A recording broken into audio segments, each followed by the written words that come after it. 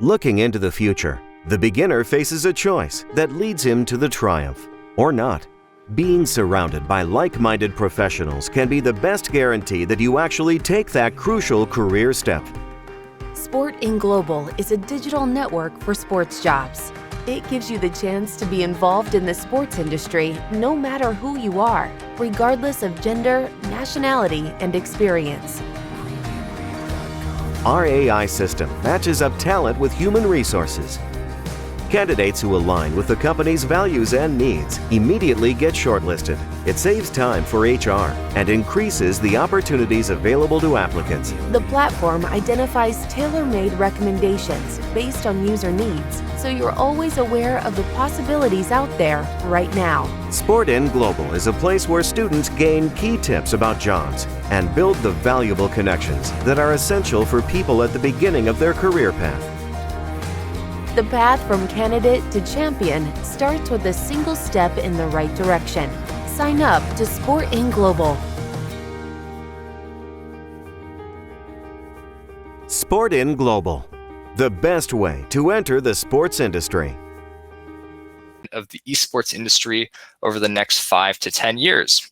Without any further ado, I now bring to the stage Sheng Qiang. Sheng, welcome with us today to the SportIn Global Summit. Hello, good afternoon. Here in China is good afternoon. I think Good afternoon. Morning, right? Europe. Yeah. So good afternoon, everyone. My name is Sheng Qiang, and I'm now working in Jiangsu Esports Association. Jiangsu is a province name in China. And today I want to talk about the topic about the globalization and localization in esports. I know that the audience here, there's a lot of audience that come from the Europe and North America, from a society and a culture totally different from us. And in the era of the global economic integration, I believe that everybody here knows the importance of a globalization of for a company, a project, and a product. But however, on the surface, it is a macroscopic globalization, and internally, it often requires precise positioning of specific market. That is a micro-localization strategy, which is currently lacking in many enterprises.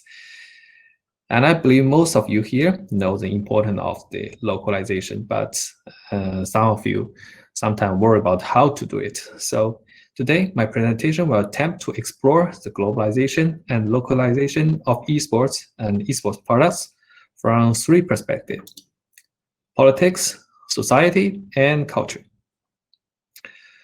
First one, let's talk about the politics. You know that in Europe or North America, some topic about political correctness, such as LGBT, Black Lives Matter, environmental protection, the feminist, also appear in esports. For example, here these are 2 characters in video game Overwatch. The first one, the Soldier 76 and Tracer. Soldier 76 is a gay and Tracer is a lesbian. These are the results of the LGBT. And also, feminists in North America took riot to court for objectifying women. They believe that female characters in League of Legends were too beautiful and unnecessarily sexualized. So they believe that they were serving male gamers. And finally, Riot promised that the design of female characters will be mediocre. Well, very similar to the situation in Europe and North America. In Asia, every Asian country has their own political correctness. For example, in China, there are some political correctness that we call the red line, which means don't touch it. If you touch it, you're done. The most important one of this red line is the territorial integrity, sensitive area issues. For example, this game, you can see 2 pictures here. On the left side is a screenshot of the esports Counter-Strike Global Offensive. In this game, there is a map called Monastery.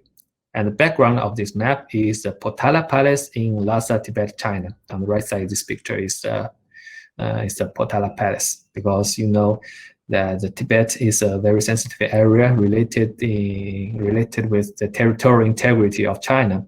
So when this game, the game CS:GO in China, in Chinese servers, this map is deleted.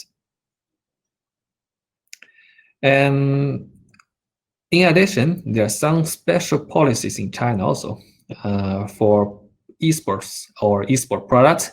The producer need to pay attention.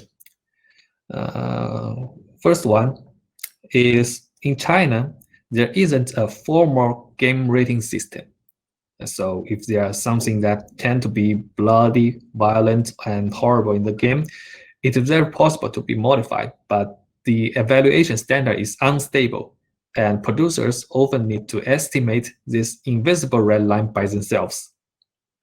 For example, still the game Overwatch. This is a comparison between the two game server. On the left side is in US server, and on the right side in the Chinese server. So in this game, if you attack an enemy which is a human character, in the US server, the human character will bleed the normal red blood. But on the right side here in the Chinese server, when the human character get attacked, it won't bleed. But if you attack a robot character, in US server it will bleed the black blood, the petrol and the oil. So because a robot is not a human, so it doesn't matter. Which means there's no difference between the US server and Chinese servers. Another case is about the gun violence. This topic is mainly related with the battle royale game, PUBG. In this type of game, players need to collect all the resources in the map and fight against other players in a shrinking safe area to survive to the end. However, in China, the mobile battle royale game, the Game for Peace, developed by Tencent, which is played by mobile phone, this game was not able to be released at the beginning because the theme of battle royale, which means kill all the others and be the last one to survive, is considered to promote violence. And in the end, Tencent defined this game as an anti-terrorism military competition experience game. And finally, the game was able to be released.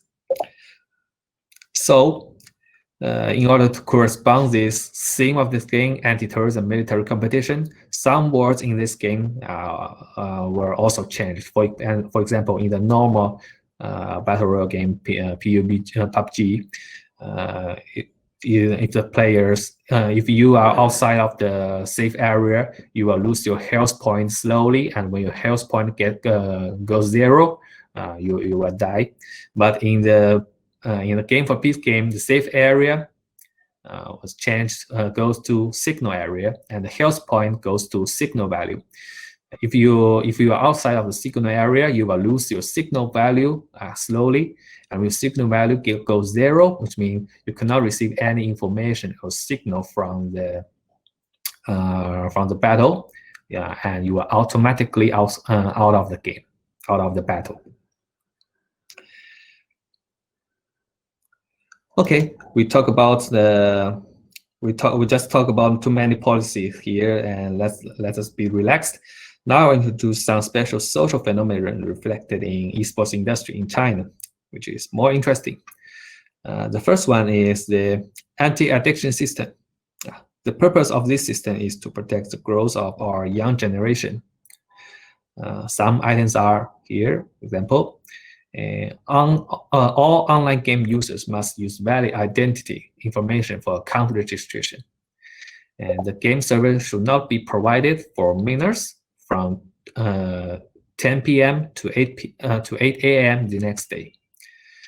And minors can only play 3 hours per day in public holiday and 1.5 hours per day in non-public holidays.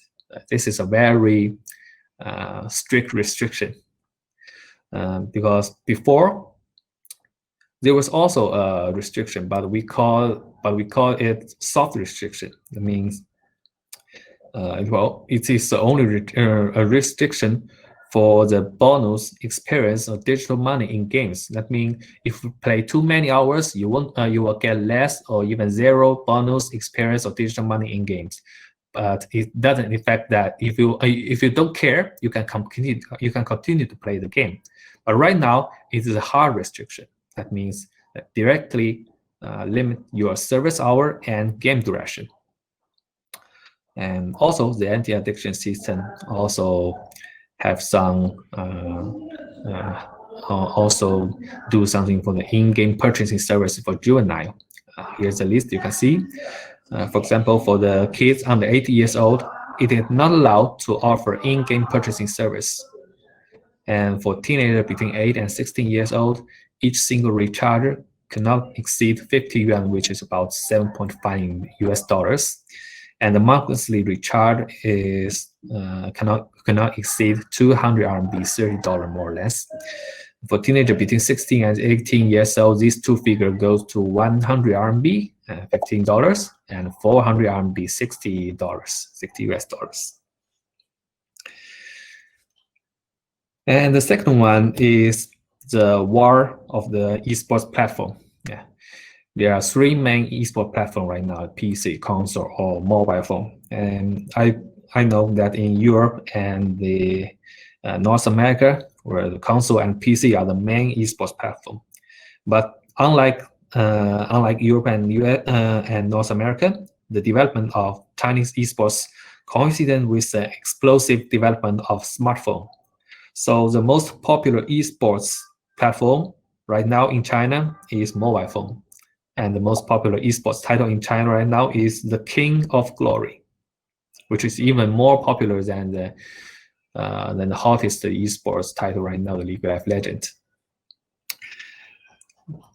This is a mobile game, also developed by Tencent. Moreover, due to the strong sociality function of mobile phone and to adapt the function of mobile phone, the game is easier to play, resulting in obvious difference between China and Western country in two data. The first data is Asian fans pay more attention to the group and social nature of esports activities. According to survey about influence in becoming an esports fans conducted by the Nielsen Company in 2017 and 2018, 47% of South Korean fans and 45% of Chinese fans choose friend, family member as the main reason that make them to be a esports fan. This proportion was among the major European and American countries: 46% in France, 38% in Germany, 37% in the United States, and 35% in United Kingdom. In the words of the former CEO of ESL Asia, Sebastian Radu, the Asian markets, specifically China, Japan, and South Korea, share common cultural values and behavior patterns. Unlike the more individualist-centered cultures such as the US or Europe, for Asian, the group cohesion and harmony is extremely valuable. The second data is even more interesting. In China and South Korea, two biggest esports markets in Asia, female esports fans account for 39% and 38%, much higher than the world average of 29%, and very close to the percentage of female fans in traditional sports, which is 39%. And we often talk about society and culture together, so the difference in social life will also be reflected in the culture level. As a country with a long history, China also has a very deep language culture. So for foreign industrial product or cultural product, the adaptation to the localization of the language, which means translation, in China, is often considered as a signal whether the company and product have sincerity to Chinese market and Chinese consumers. For my personal opinion, Blizzard is a very positive example of cultural localization. For example, in the latest version, Hearthstone, School of Mans Academy, there is a card called the Disciplinarian Godling. the description of this card is: after you play a minion, destroy, which means kill here, destroy it, and summon a failed student. In English, failed student simply means the student failed in an exam, but in the Chinese translation, it was translated as 挂掉的学生. The last two Chinese characters 学生 is students, and the first three characters 挂掉的 contains in Chinese contains both fail and dead meanings, which is even closer in the description of this card than the original English description. In English, failed only means the student failed in exam, but cannot include the meaning of dead or killed. In addition to language localization, designing products in accordance with the costume and traditions of the target market is a very effective way to enter the market. For example, here the game Overwatch. These are the Overwatch 2020 Lunar New Year skins for Sombra and Brigade, two characters of this game. Both skins inspired from the traditional Chinese opera. And even more, the Blizzard China made a promotion video for these two skins for the Chinese gamers, and let's check it out.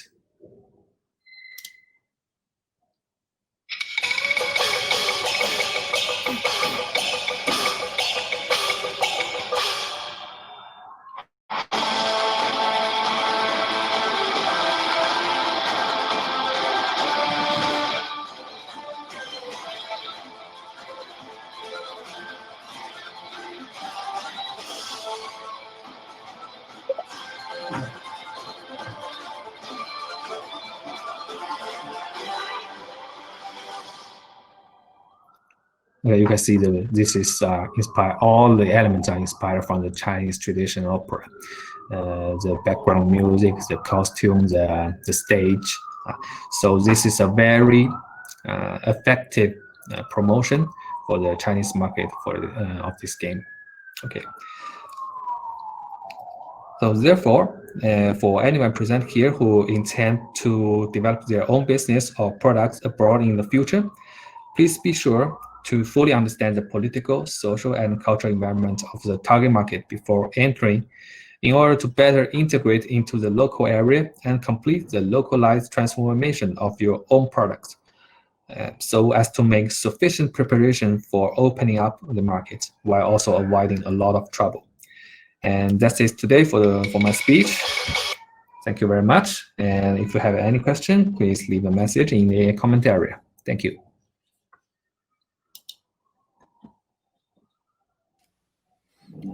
Wonderful. Thank you very much, Sheng, for your presentation. There's a lot to learn there about regulations and how to bring your product into the Chinese market. So I appreciate that. If you have any questions, we have about 8 minutes here. So if there's anyone in the audience who has a question, feel free to put that into the questions tab here for Sheng. Sheng, I have a question I wanted to ask you. Do you think esports will overtake traditional sports in terms of popularity? I believe so.